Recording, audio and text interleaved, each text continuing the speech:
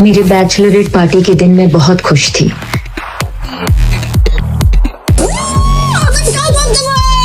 तो एक सेलिब्रेशन तो बनता है बेटा। पर शादी के एक दिन पहले मेरे साथ ऐसा घिनौना हादसा हुआ जिसे बताने में भी मुझे शर्म आती है।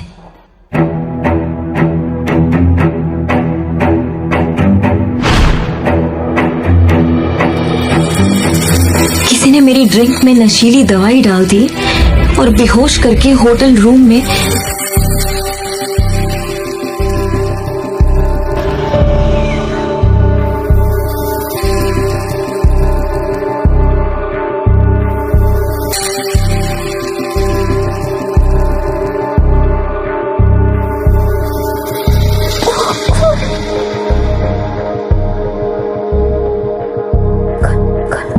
ऋषि के साथ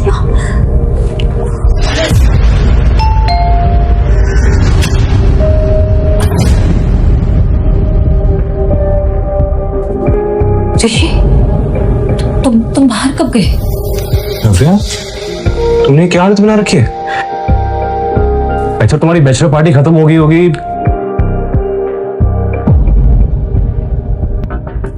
ऋषि, अपनी जुबान से मेरा नाम भी मत लेना। ये बिस्तर, ये कपड़े, ये टाई और दारू के नशे में तुम्हारी सारी असलियत सामने आ गई। 2 दिन में हमारी शादी है और तुम कल रात को किसी और के साथ। नहीं, अब तुम्हारे साथ शादी करने का कोई मतलब नहीं।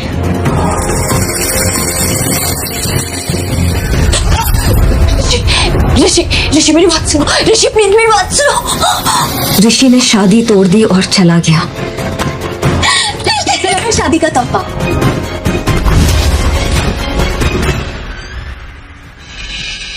तो हो गई, पर दूल्हा बदल गया। जो ड्रिंक मैंने कल रात पी थी उसमें नशीली दवाई उसी ने मिलाई थी। इतना बड़ा धोखा किया मेरे साथ कनिका।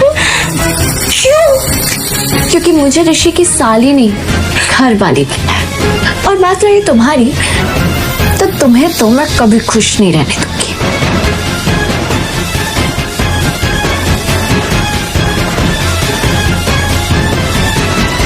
शर्म, मुझे शर्म आती है तुझे अपनी बेटी कहते हुए। पापा, ये सब कुछ कनिका ने किया है। कनिका ने मुझे फंसाया, मैंने कुछ। अभी के अभी निकल जाओ इस घर से। तेना परिवार से तुम्हारा अब कोई रिश्ता नहीं। कनिका ने अपना काम कर दिया था और पापा ने मेरी एक नहीं सुनी। पर मेरी सौतेली माँ ने मार मार कर मुझे घर से निकाल दिया। इस शहर में मेरे लिए कुछ नहीं बचा था और मैं अपनी मौसी के घर बैंगलोर चली गई। 9 महीने बाद मैंने एक बेटे को जन्म दिया। पर मेरी मुश्किलें यहाँ खत्म नहीं होने वाली थी। मेरे बेटे के पैदा होते ही उस पे हमला हुआ।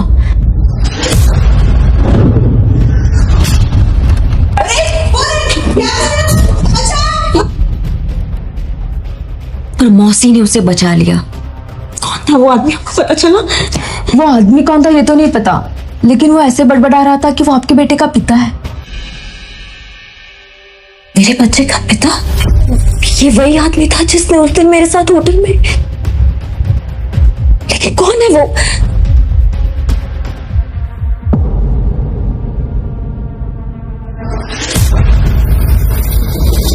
धीरे धीरे समय बीतता गया और मेरा बेटा आरफ मेरी जान बन गया। मैंने उसे ही अपनी दुनिया मानकर फिर से एक नई शुरुआत की। मैं अपने अतीत को भुला चुकी थी और आरफ पर इसका साया भी पड़ने देना नहीं चाहती थी। मैंने एक एंटरटेनमेंट कंपनी में जॉब शुरू कर दी। तभी एक दिन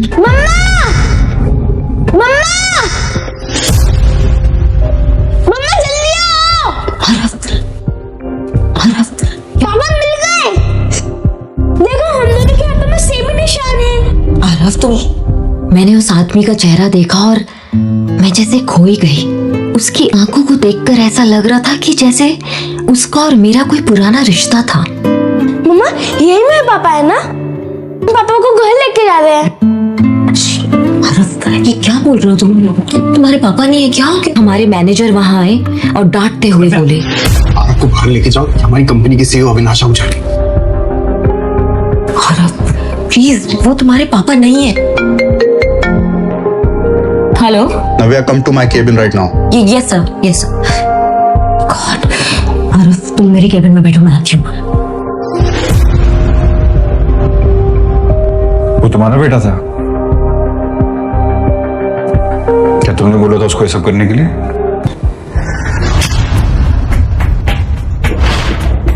देखो, मैं आरव को नाराज नहीं करना चाहता। क्या हम परसों डिनर पे चल सकते हैं?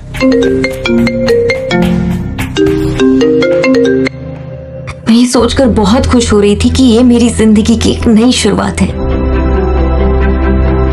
कि तभी मेरा फोन बजा और ऊपर पापा का नाम देखकर मेरे होश उड़ गए। 6 साल बाद पापा ने मुझे फोन किया था। पापा वो बहुत बीमार थे और बस आखिरी बार मुझे देखना चाहते थे। उसने अपने ऑफिस से छुट्टी ली और तुरंत वहां से निकल गई।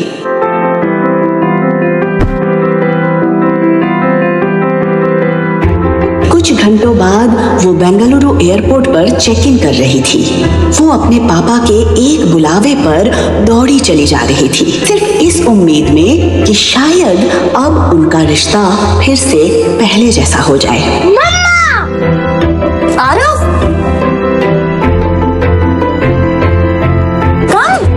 ये आवाज किसी और की नहीं बल्कि आरव की थी। आरव नव्या का बेटा था। उसके साथ अतीत में जो हुआ उसके बाद उसने अपना शहर तो छोड़ दिया था, लेकिन उस रात की याद उसकी जिंदगी से कभी दूर नहीं हुई थी।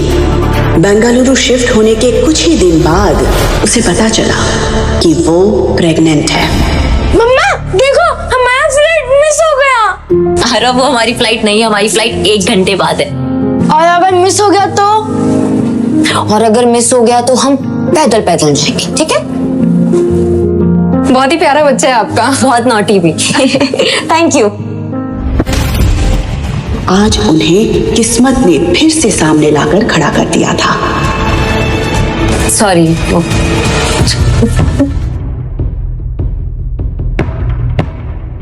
मुझे सर की फ्लाइट चेंज करवानी है। इस लेडी को भी आपने बिजनेस क्लास की टिकट दे दी। अविनाश सर बिजनेस क्लास से ट्रैवल करते क्योंकि उनको डिस्टरबेंस नहीं पसंद है। वो ये बच्चे का शोर सुनते हुए ट्रैवल नहीं कर सकते।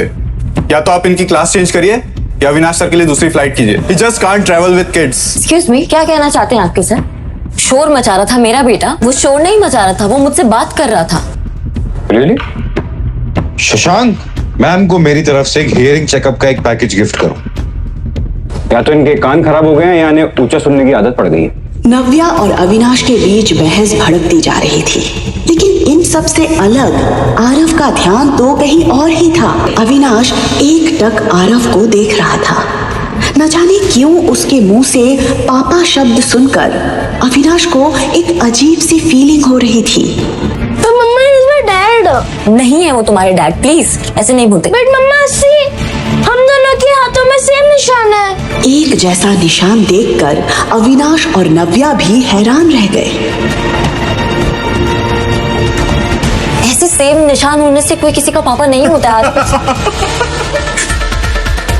सीरियसली, इनकी पूरी फैमिली फन। जहां अविनाश के दिल पर आरव की मासूमियत छप गई थी, वहीं नव्या ने तुरंत आरव के हाथ से अविनाश का हाथ छुड़ाया और उसे अपनी तरफ कर लिया। इनफ आरव, ऐसे किसी का भी पापा नहीं होते।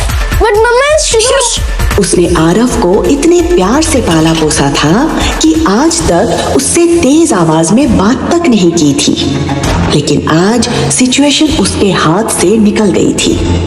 उसके हिसाब से पापा बोलकर ना सिर्फ आरव ने अविनाश को हंसने का मौका दिया था, बल्कि नव्या के वो 6 साल पुराने जख्म भी ताजा कर दिए थे। अविनाश को ऐसा लग रहा था कि नव्या की लाइफ में जो भी पर्सनल इश्यूज हैं, उसकी वजह से आरव के दिल पर बुरा असर पड़ रहा है, और ये बात उसे जरा भी अच्छी नहीं लग रही थी। नव्या परेशान होकर सब कुछ संभाल ही रही थी कि तभी अविनाश ने उसे टॉन्ट मारते हुए कहा, जब बच्चे संभालना नहीं आता तो पैदा क्यों करते हो? इंडिपेंडेंट बनने के नाम पे सिंगल पेरेंट बन जाते हो। कभी सोचा बच्चे पे क्या असर पड़ेगा? ये बात नव्या को बहुत बुरी लगी। आज किसी ने उसकी पेरेंटिंग पर सवाल उठा दिया था। तुम्हारी हिम्मत।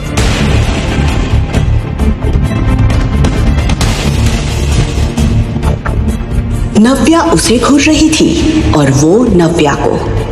इससे पहले कि वो कुछ कहता, नव्या ने आरव का हाथ पकड़ा और वहां से गुस्से में निकल गई। अविनाश को यकीन नहीं हो रहा था कि आज किसी लड़की ने उसके मुंह पर पानी फेंका था। सर आपकी दूसरी फ्लाइट अरेंज हो गई है। Let's go sir. उस लड़की की फिक्र मत कीजिए, उसे मैं देख लूंगा। मैं इसी फ्लाइट में जाऊंगा, इसी लड़की के साथ ट्रैवल करूंगा। पता नहीं सर क्या सोच रहे, क्या करने वाले सर।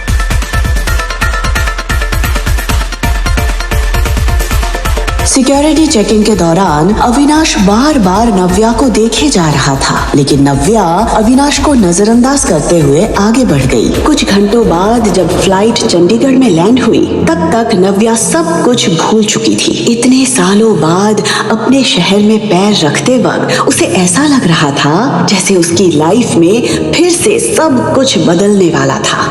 उसके अंदर एक खुशी थी अपने पापा से मिलने की। पापा आए होंगे ना मुझे लेने? मैसेज तो किया था मैंने उन्हें। सामने से ऋषि और कनिका उसी की तरफ बढ़ रहे थे। ऋषि कनिका के साथ? तो आगे तुम वापस? नव्या समझ गई थी कि कनिका ने वो सब कुछ हासिल कर लिया जो उसने चाहा था। ये लोग कौन है मम्मा? मम्मा? दीदी, ये तुम्हारा बेटा है? हाँ तो आपको कोई प्रॉब्लम? ओह, अब समझी। उस रात आज तुम प्रेग्नेंट और ये तुम्हारा बेटा है। कनिका ने ऋषि के लिए हर टूटी कड़ी को जोड़ दिया था। ऋषि को ये एहसास हो गया था कि आरव नव्या के धोखे की निशानी है। You cheat! तुम्हें शर्म नहीं आई इस बच्चे के साथ अपने घर आने पर? मैंने कोई चोरी नहीं की है। आरव मेरा बेटा है। देखा ऋषि, इसे इसकी गलती का बिल्कुल भी अफसोस नहीं। नहीं वेट, इससे कोई भी सवाल करने का कोई मतलब नहीं है। याद है ना इसने पिछली बार क्या किया था? उसके बाद तो ये कोई भी शर्मनाक हरकत कर सकती है। इस बच्चे को मेरी आंखों के सामने से ले जाओ, वरना नहीं, मम्मी से दूर रहो। तुम लोग बैठ रही हो और मेरी मम्मी से बात भी मत करना।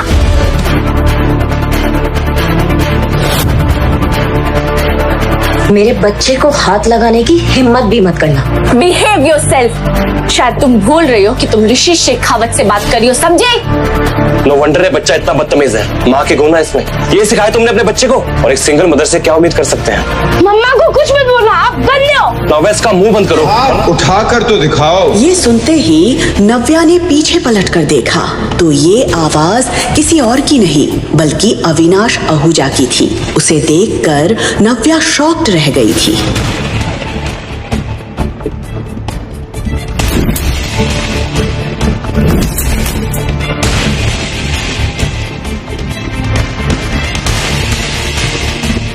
Darling, where were you? मैं तुम्हें कब से ढूंढ रहा था। ये सर को क्या हो गया है? कौन? ये दीदी को डार्लिंग क्यों बोल रहा है? Hey kiddo, how are you? पापा आप आ गए? Of course. मैं तुम्हारा कब से इंतजार कर रहा था। तुम लोग थक गए होगे ना? पहले लंच करोगे कि रेस्ट करोगे? नव्या पूरी तरह से ब्लैंक खड़ी थी। वो कभी अविनाश की तरफ देख रही थी तो कभी आरव के। वो मन ही मन सोच रही थी ये क्या करने की कोशिश कर रहा है। तभी उसने कनिका और ऋषि की उड़ी हुई शक्लों की तरफ देखा। वो समझ गई थी कि अविनाश क्या करने की कोशिश कर रहा है। कहाँ थे तुम? मैं कब से तुम्हें ढूंढ रही थी। Let's go Honey, let's go. उसके मुंह से ये सुनकर ऋषि का दिल जल रहा था। वो बार बार अविनाश की पर्सनालिटी और उसके पीछे खड़े असिस्टेंट और गार्ड्स की तरफ देख रहा था। ये देखने में तो बहुत रिच लग रहा है, पर इतना हैंडसम और रिच लड़का दीदी के साथ क्या कर रहा है? और ये बच्चा उसे पापा क्यों बोल रहा है? मुझे तो कुछ समझ नहीं आ रहा। ये लोग कौन है? तुम जानती हो? Not really. नव्या ने इतना कहकर एक ही पल में ऋषि और कनिका को उनकी जगह दिखा दी थी। Let's go. ऑफ कोर्स किडो। Shashank, yes sir. गाड़ी निकालो। Yes sir. असिस्टेंट, बॉडीगार्ड्स, ये नाभा ने किससे शादी कर ली और हम लोगों को पता भी नहीं चला।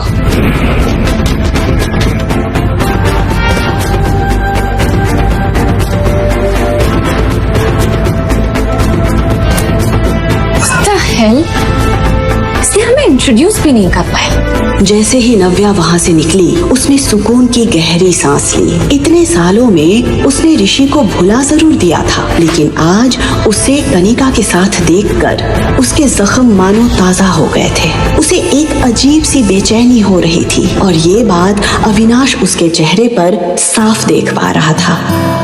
पापा हम कहाँ जा रहे हैं? Aarav, what is wrong with you? तुमको पापा क्यों बुला रहे हो? पापा नहीं है। तो मम्मा वो मेरे पापा है, मुझे पता है। नो आरव, नहीं, प्लीज उनको पापा मत बुलाओ। थैंक यू सो मच उस वक्त हमें उन लोगों से बचाने के लिए। रियली? आई थिंक तुम्हें थैंक यू से पहले सॉरी बोलना चाहिए। मुझे पता था सर इतनी आसानी से लड़की को नहीं छोड़ेंगे। नव्या को भी फील हुआ कि शायद उसने अविनाश पर पानी फेंककर कुछ ज्यादा ही रिएक्ट कर दिया था। I know I was wrong. मुझे वैसे रिएक्ट नहीं करना चाहिए था। आपने मेरी पेरेंटिंग पे सवाल उठाया था, इसलिए मैं खुद को रोक नहीं पाई थी। पर फिर भी गलत ही मैं I am sorry, I am really sorry. पर अविनाश को देखकर लग रहा था जैसे उसे नव्या की बातों में जरा भी इंटरेस्ट नहीं था। Are you listening? मैं आप ही से बात कर रही हूँ। गाड़ी साइड में रोक दो, हम यहीं से टैक्सी कर लेंगे। व्हाट? माय गॉड, कितना एटीट्यूड है। मैंने सोचा इन्होंने मेरी हेल्प की है तो मैं सॉरी बोल देती हूँ। मैंने कुछ ज्यादा सोच लिया। गाड़ी अभी रोकिए, अभी के अभी रोकिए गाड़ी।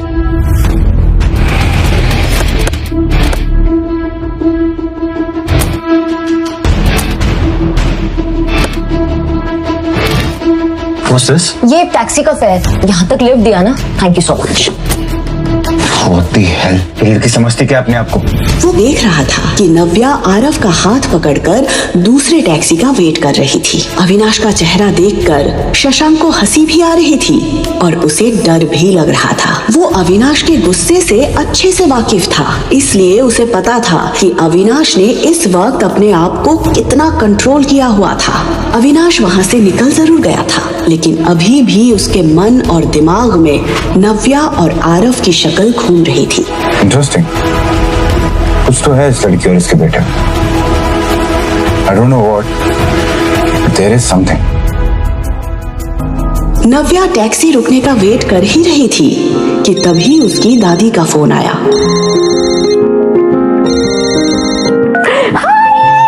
हाय बेटा नव्या, कैसी है तू बेटा? चंडीगढ़ में आपका स्वागत है। नव्या हमेशा से अपनी दादी के सबसे ज्यादा करीब रही थी।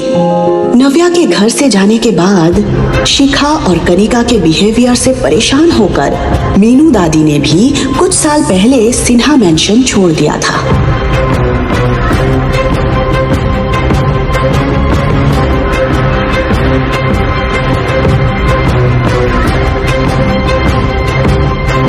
लेकिन फिर एक दिन नव्या के कॉल ने उन्हें फिर से जीने की उम्मीद दे दी थी। दादी, अब बड़ी दादी बन गई है। दादी, हाँ? अगर आप दादी बोलोगे तो मैं क्या बोलूंगा?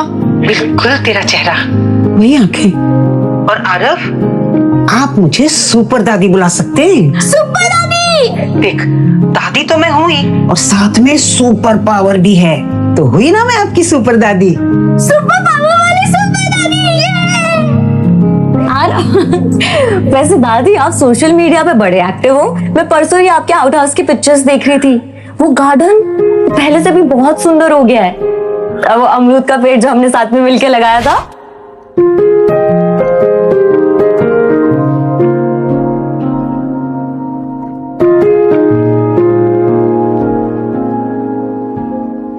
इतना सब कुछ अकेले आप कैसे कर लेती है दादी? क्या हुआ दादी, आप कुछ बोल क्यों नहीं रहे हो? क्या बोलूं नव्या, जिस लड़की ने इतने सालों तक अकेले सब कुछ हैंडल किया, तू मुझे पूछ रही है मैंने ये गार्डन कैसे मेंटेन किया? बेटा, क्या कुछ नहीं सहा होगा तूने इतने सालों से? मैं तुझसे कहती रही कि तू मेरे पास आके रह जा, पर तूने मेरी एक बात नहीं सुनी। मेरा जी घबरा जाता है बेटा जब मैं सोचती हूँ कि तूने आरव को अकेले कैसे बड़ा किया। कैसे आती दादी मैं यहाँ? पापा ने घर से आप सबसे दूर भेज दिया था। निकल जाओ अभी के अभी इस घर से। अब सिन्हा परिवार से तुम्हारा कोई रिश्ता नहीं। और अगर पापा को मेरी प्रेगनेंसी के बारे में पता चलता तो पता नहीं वो कैसे रिएक्ट करते।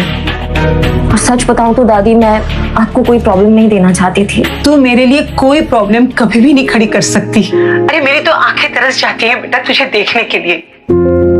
तो आ तो गई हूँ मैं अपनी दादी माँ के पास। बस आधे घंटे में आपके पास पहुंच जाऊंगी दादी। मैं बहुत एक्साइटेड हूँ। मुझे पापा को बताना है कि I missed him so much. I can't wait to meet him. Aarav की चीख सुनते ही नव्या उसकी तरफ भागती है। देख के नहीं चला सकता, अभी लग जाता तो। लेकिन उसे सही सलामत देखकर चैन की सांस लेती है। बैठ गई यहाँ पे भी आ गए हमें परेशान करने के लिए। आरव, ये बैड गाइस तुम्हारा कुछ नहीं बिगाड़ सकते जब तक मम्मा तुम्हारे साथ। तुम दोनों यहाँ क्या कर रहे हो? अरे हमारा छोड़ो, ये बताओ कि तुम्हारा वो डार्लिंग और उसके बॉडीगार्ड्स कहीं दिखाई नहीं दे रहे। कनिका, मुझे तुम्हें हर चीज बताने की जरूरत नहीं है। नव्या, नव्या आरव ठीक तो है ना नव्या? हाय दादी, आरव ठीक है। ये बताइए कि आप ठीक हो? लगता है कि दादी को मुझसे बात करने में कोई इंटरेस्ट नहीं है। एनीवेज, तुम दोनों ने एयरपोर्ट पे कम तमाशा नहीं किया था। अब क्या लेने आए हो यहाँ पे? ओ हेलो, हमें भी आने का कोई शौक नहीं है। ये तो शेखर अंकल ने कहा इसलिए हमें आना पड़ा। बाय द वे, पापा ने तुम्हें घर बुलाया अभी। हम गाड़ी में वेट कर रहे हैं, आ जाओ। Let's go. आरव, तुम यहाँ साइड में खड़े रहो और हिलना मत, मैं बैग लेके आ रही हूँ। दादी, सुना आपने? पापा ने मुझे घर पे बुलाया। क्या लगता है आपको वो मुझे माफ कर देंगे ना? आरव को अपनाएंगे ना वो? दादी, क्या मुझे जाना चाहिए ना घर पे? दादी। दादी टेंशन में फोन कट कर देती है। नव्या इतनी उम्मीद से यहाँ आई है, जब उसे पता चलेगा कि शेखर उसे यहाँ क्यों बुलाया है तो उसका तो दिल ही टूट जाएगा। पर सच ज्यादा देर तक छुपेगा नहीं, इसलिए मुझे इसे सब कुछ बता देना चाहिए। तभी नव्या फिर से दादी को फोन करती है। हाँ नव्या बेटा। हाँ दादी, उस वक्त बेटा शेखर ने तुझे यहाँ बिखरे रिश्तों को जोड़ने के लिए नहीं बुलाया। उसने तो तुझे कनिका और ऋषि की सगाई के लिए यहाँ बुलाया है। मुझे पता है कि आपने कुछ भी नहीं किया है, क्योंकि जो कुछ भी किया है वो तो मैंने किया है। कल रात में जिस कमरे में तुम थी, उस कमरे में ऋषि नहीं, कोई और था। और मैंने ये सब इसलिए किया क्योंकि अगर कोई ऋषि से शादी करेगा तो वो मैं होंगी।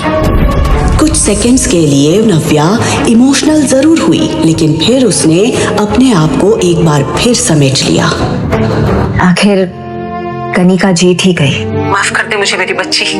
मैं नहीं चाहती थी कि ये बात तुझे वहां जाकर पता चले, इसलिए मुझे तुझे बतानी पड़ी। देख बेटा, मैं जानती हूँ कि एक वक्त ऐसा था जब तू ऋषि से बेइंतहा प्यार करती थी।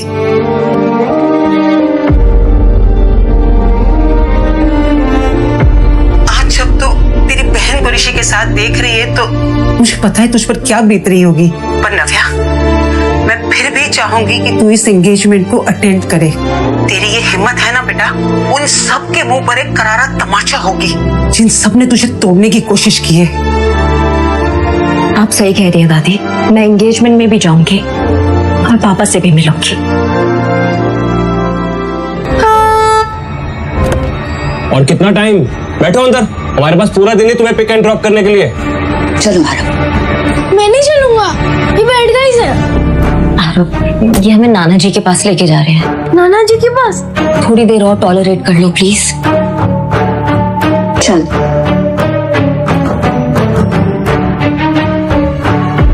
कुछ देर बाद जब गाड़ी सिन्हा पैराडाइज के सामने रुकी तो एक पल के लिए नव्या की सांसें थम गई। ये घर देखते ही उसे वो दिन याद आ गए। निकल जाओ अभी के अभी इस घर से।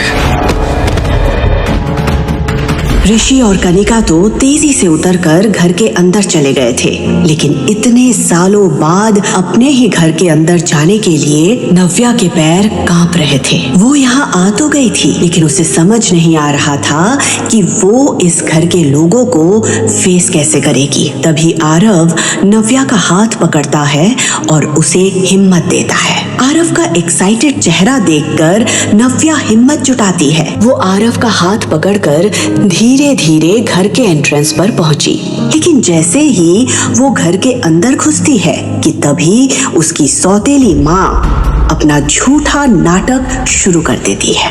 अरे नव्या, सबसे पहले तुम मुंह मीठा करो। अरे आज तुम्हारी घर वापसी है, तुम्हारी बहन की सगाई के लिए। अब दो खुशखबरियां हैं तो फिर मुंह मीठा करना तो बनता है ना।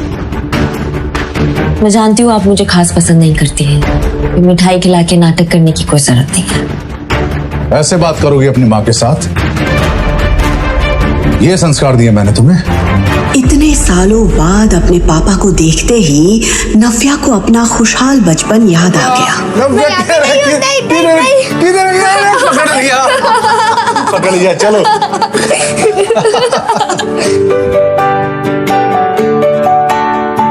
लेकिन इसके बाद शेखर ने जो कहा वो सुनकर उसके होश उड़ गए।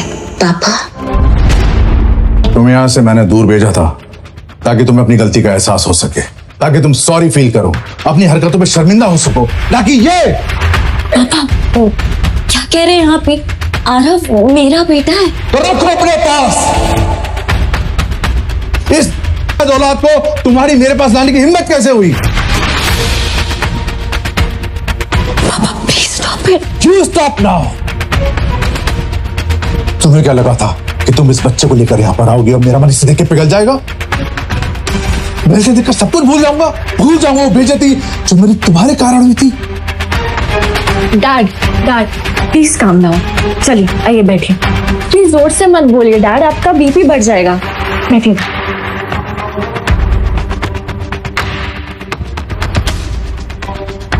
अब आएगा मजा।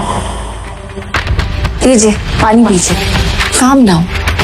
After all he is your grandson.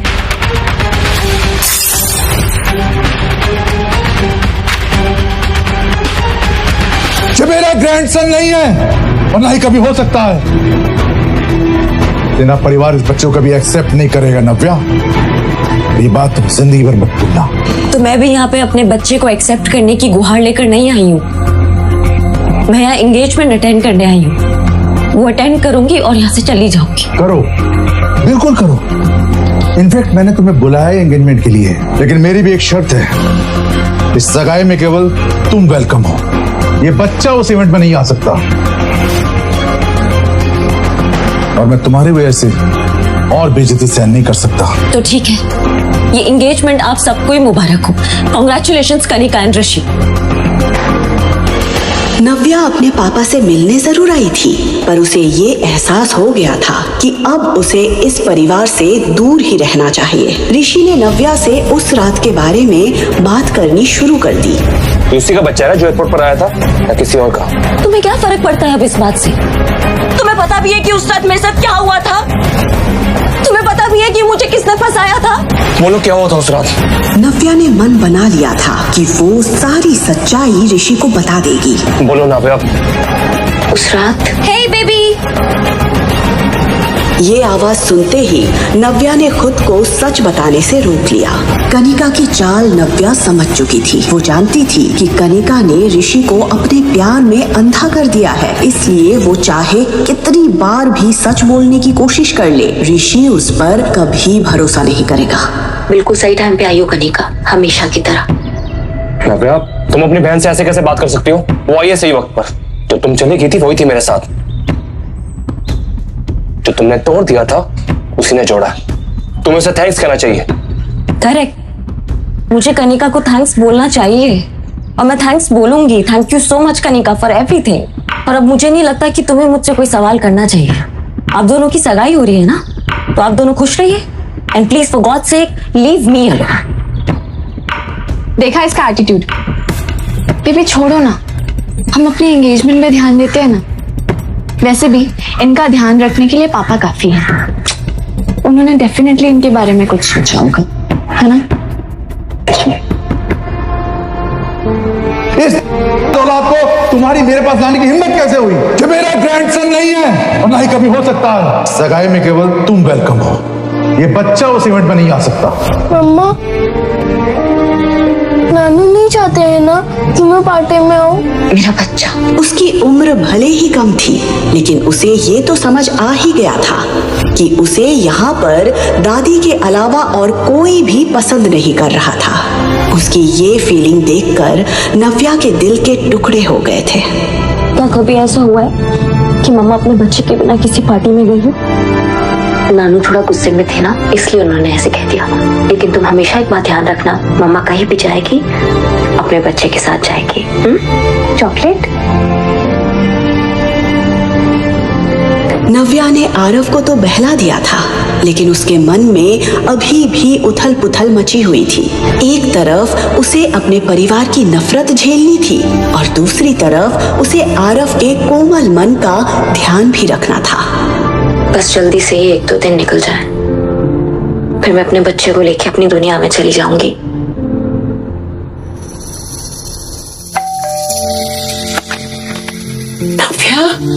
नव्या आरव को लेकर अपने दादी के घर पहुंची। दादी ने नव्या और आरव को ढेर सारा प्यार दिया, जो वो अपने पापा से एक्सपेक्ट कर रही थी। आज एंगेजमेंट पार्टी थी। ऋषि शेखावत और कनिका सिन्हा की सगाई होने वाली थी। इस पार्टी में देश के जाने माने लोग और बड़े बड़े बिजनेसमैन भी शरीक होने वाले थे। उनमें से एक था मिस्टर आलूवालिया। उनकी उम्र 45 साल की थी, इसीलिए बिजनेस में उनके इतने सालों के एक्सपीरियंस से हर कोई प्रभावित था। शेखर अंकल, आपने मुझे बुलाया? यस, अंदर आओ। अरे क्या अंकल अंकल लगा रखा है? कॉल मी डैड बेटा। ऋषि, आज का दिन मेरे लिए बहुत इंपॉर्टेंट है। ये शादी एक शादी नहीं, बल्कि हमारे फैमिली बिजनेस को मजबूत करने का तरीका भी है। आज मैं तुम्हें अपनी सबसे प्रीशियस डॉटर देने जा रहा हूँ। आई होप कि तुम उसका अच्छे से ख्याल रखोगे। अब बेफिक्र रहिए डैड, मैं कनिका का अच्छे से ख्याल रखूंगा। आज पार्टी में कुछ खास गेस्ट आने वाले हैं। मिस्टर आलूवालिया, उनसे मिलने कई लोग आएंगे। बड़ी मुश्किल से वो यहाँ आने के लिए राजी हुए हैं। और तुम तो जानते हो कि उनसे रिश्ता बनाने के लिए लोग बस एक मौका ढूंढते हैं, और आज की पार्टी में उन्हें ये मौका मिल जाएगा। ध्यान रहे, उन्हें किसी भी तरह की कोई दिक्कत नहीं होनी चाहिए। Sure dad. आज पार्टी में नव्या भी आने वाली है। आपको लगता है वो आएगी? आएगी, जरूर आएगी। मैंने उसे बुलाया है, वो मेरी बात टाल नहीं सकती। इनफैक्ट मेरे एक फोन कॉल पे वो भागते हुए चंडीगढ़ आ गई, और पार्टी में जरूर आएगी। I know. आज वो कोई प्रॉब्लम ना क्रिएट करे। कनिका आज खुशी से फूली नहीं समा रही थी। उफ, सच ड्रीमी एंट्री। आई विश मेरे लिए भी कोई ऐसा ही अमीर राजकुमार आता। ऐसा राजकुमार पाने के लिए ना बड़ा चालाक बनना पड़ता है। क्या मतलब? अरे तुझे नहीं पता? ये राजकुमार इसकी बड़ी बहन का फियांसे था। इसने अपनी बहन को घर से भगाया और अब उसी के फियांसे से शादी कर रही है। अरे हाँ, सालों हो गए नव्या को देखे हुए। इस सिन्हा परिवार ने ना जाने कहाँ गायब कर दिया उसे। अरे मैंने तो सुना था 6 साल पहले नव्या और ऋषि की शादी होने वाली थी, फिर अचानक क्या हो गया? कहाँ चली गई? ये शिखा ने भी तो वैसा ही किया था। शादीशुदा मिस्टर सिन्हा को उनकी वाइफ से दूर करके खुद उनसे शादी कर ली थी। क्या पता इसकी बेटी कनिका ने भी बेचारी नव्या के साथ वैसा ही कुछ किया हो। आज अगर वो होती, इस कनिका की तरफ कोई देखता भी नहीं। उसकी पर्सनैलिटी के आगे कनिका कभी दिखाई नहीं दी, इसीलिए तो जलती है कनिका अपनी बड़ी बहन से। नव्या का तो और ही कुछ अलग है। मेहमानों के बीच कनिका और नव्या को लेकर कंपैरिजन की बातें हो रही थी। अरे मिस्टर सिन्हा, आपकी बड़ी बेटी दिखाई नहीं दे रही, कहाँ है वो? जहां तक मुझे याद है, ये ऋषि शेखावत वही है ना जिसके साथ आपकी बड़ी बेटी की शादी होने वाली थी? ये बात जोर से उठते ही सन्नाटा छा गया था। मेहमानों के बीच हो रही बातों से शेखर का खून खौल रहा था कि तभी नव्या के आते ही सिन्हा परिवार के होश उड़ जाते हैं। शेखर के बार बार मना करने के बाद भी नव्या आरव को एंगेजमेंट पार्टी में लेकर आई थी। शेखर दिल मिलाकर नव्या की ओर जाता है। तुम यहाँ इस लड़के के साथ क्या कर रही हो? तुम जानबूझ के अपनी बहन की सगाई खराब करना ही हो ना? इस लड़के का नाम आरव है पापा, और आरव मेरा बेटा है। और वैसे भी पापा, आपने मुझे बैंगलोर से सगाई अटेंड करने के लिए बुलाया ना, सो आई एम हियर। नव्या, मैंने तुमसे कहा था ये लड़का तुम्हारे साथ नहीं आ सकता। इसे अभी के अभी यहाँ से भेजो, वरना मैं इसका हाथ पकड़ के यहाँ से बाहर निकाल दूंगा। मेरे बेटे को कोई छू भी नहीं सकता है, और अगर आप नहीं चाहते कि हम यहाँ रहे तो मैं खुद यहाँ से चली जाती हूँ। दीदी, दीदी स्टॉप। दीदी तुम भी ना, तुम्हें तो पता है डैड गुस्से में 2-4 शब्द ज्यादा भी कह दिया तो तुम क्या सच में चली जाओगी? हाँ, वो क्या है ना दीदी, तुम्हें देख करके 6 साल पहले जो कुछ भी हुआ वो सब याद आ जाता है डैड को। ये सब कुछ कनिका ने किया है, कनिका ने मुझे फंसाया। एकदम चुप, अब एक शब्द और नहीं। देख रहे हो अपनी बेटी की हरकतें? एक तो शेखावत परिवार के सामने हमारी इतनी इंसल्ट करवाई, ऊपर से माफी मांगने की जगह मेरी बेटी को मारने चली है। निकल जाओ अभी के अभी इस घर से। अब सिन्हा परिवार से तुम्हारा कोई रिश्ता नहीं। पापा, मेरी सिर्फ एक ही बेटी है, कनिका। पता नहीं क्या कुछ नहीं सहा उन्होंने, थोड़ा गुस्सा है। तुम गुस्सा थोप दो ना। आज मेरी एंगेजमेंट है, आई नीड योर ब्लेसिंग्स। उसका चेहरा देखकर नव्या समझ गई थी कि वो क्या साबित करना चाहती थी। डैड, आप ही समझाइए ना दीदी को, मेरी बातों का तो जैसे असर ही नहीं होता इन पे। शेखर गुस्से में आरव की तरफ देख रहा था। फिर अचानक उसका ध्यान मिस्टर आलूवालिया पर गया। उसने अपने दिमाग को ठंडा किया। ठीक है, तुम रुक सकती हो, लेकिन एक किनारे चुपचाप खड़ी रहना। मैं नहीं चाहता तुम्हारा बेटा आरव यहाँ वहाँ घूमे और लोग उसे देख के 10 सवाल करें। क्या नव्या मान लेगी शेखर की बात? क्या चल रहा था शेखर के दिमाग में? क्या मिस्टर आलूवालिया के साथ मिलकर कोई और साजिश रचने वाला है शेखर नव्या के खिलाफ? मिस्टर आलूवालिया, ये मेरी बेटी नव्या है। अगर आप हाँ गए तो मैं अभी रिश्ता पक्का कर दूं। मिस्टर आलूवालिया, मुझे नहीं पता पापा ने आपसे क्या बात की है, but let me tell you one thing, मुझे आपसे शादी नहीं करनी है। अगर आपको ऐसा लग रहा है कि मैं एक सिंगल मदर हूँ या आरव मेरी वीकनेस है इसलिए मैं आपसे शादी कर लूंगी, तो आप बिल्कुल गलत सोच रहे हैं। आरव मेरी वीकनेस नहीं है, वो मेरी स्ट्रेंथ है, और उसकी परवरिश करने के लिए मुझे किसी की जरूरत नहीं है। जो ड्रिंक पापा ने मुझे ऑफर की थी उसमें नशे की गोली थी, जिसकी वजह से मैं बेहोश हो गई।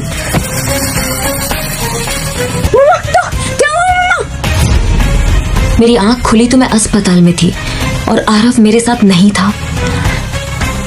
आरव, आरव,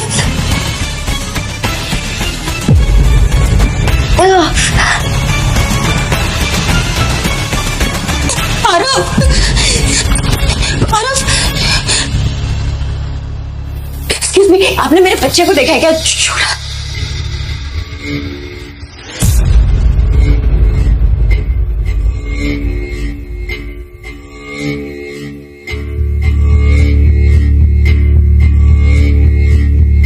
लेटर पढ़कर जैसे मेरी दुनिया ही खत्म हो गई। वो लेटर मेरे पापा ने छोड़ा था और उसमें लिखा था, तुम्हारा बेटा हमारे कब्जे में है, अगर उसकी सलामती चाहती हो तो शादी के पेपर्स पर साइन करके हमारे घर आ जाओ।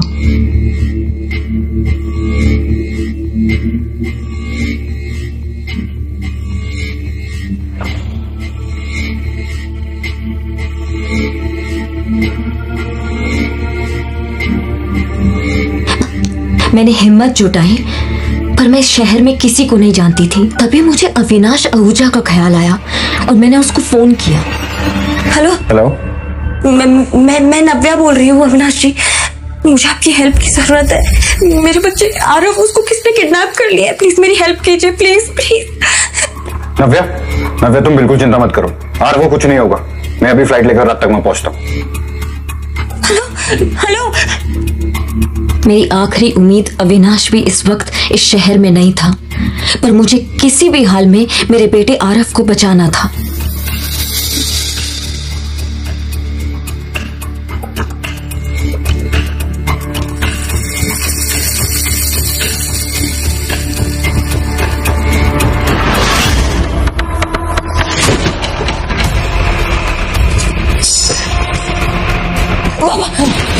बिल्कुल भी चालाकी मत करना प्लीज। ये तो मेरे बेटे को बचाने के चक्कर में एक बेटी को अपने बाप पे गोली चलानी पड़ेगी। प्लीज पापा, बिल्कुल जल्दी आओ बेटा, मामा के पास आओ, जल्दी जल्दी आओ, जल्दी आओ।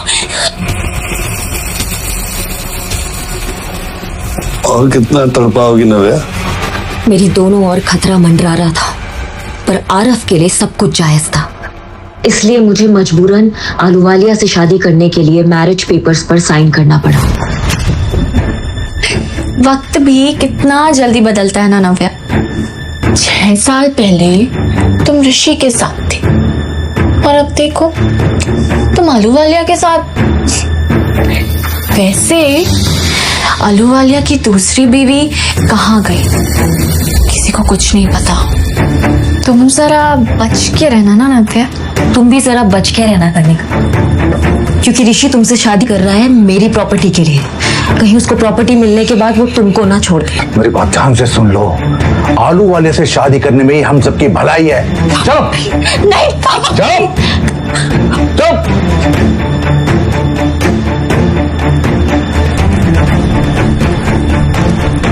सब लोग मेरी बर्बादी का तमाशा देख रहे थे और कनिका ऋषि का हाथ पकड़े हंस रही थी। मेरे अंदर लड़ने की ताकत नहीं थी। मम्मा, मम्मा, मम्मा, जाना मम्मा, मम्मा।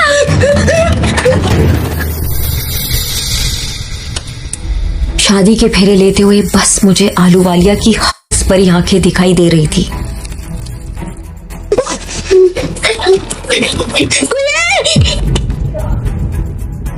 मैं रोते हुए शादी का आखिरी फेरा ले रही थी कि तभी मम्मा, आरफ,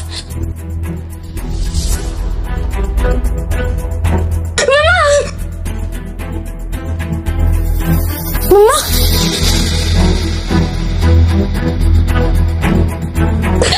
तू ठीक है ना? हाँ मम्मा, अब आपको शादी करने की जरूरत नहीं है। मुझे ये शादी नहीं करनी। ये क्या नाटक है नव्या? तुम्हारे बेटे को तुम देखना चाहते हो या नहीं?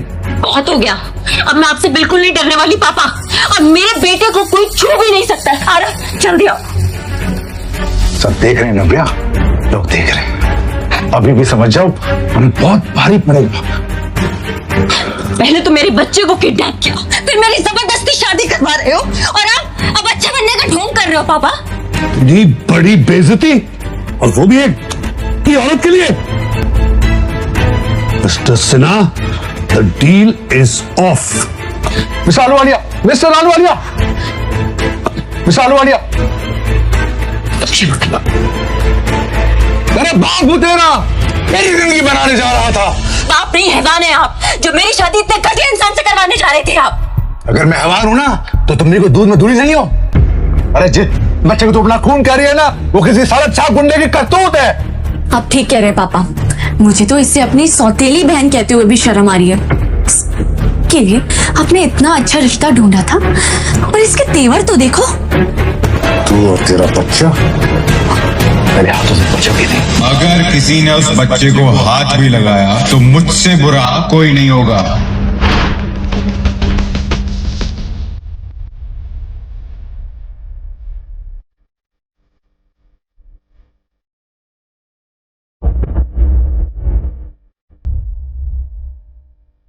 मुझे अविनाश में एक सहारा दिखता था और मैं उसके गले से लिपट गई।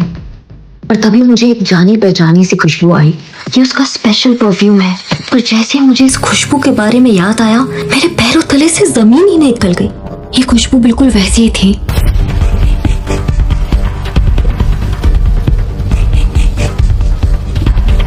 नव्या, क्या तुम मुझसे शादी करोगी अभी इसी वक्त? आगे की कहानी जानने के लिए देखिए अगला एपिसोड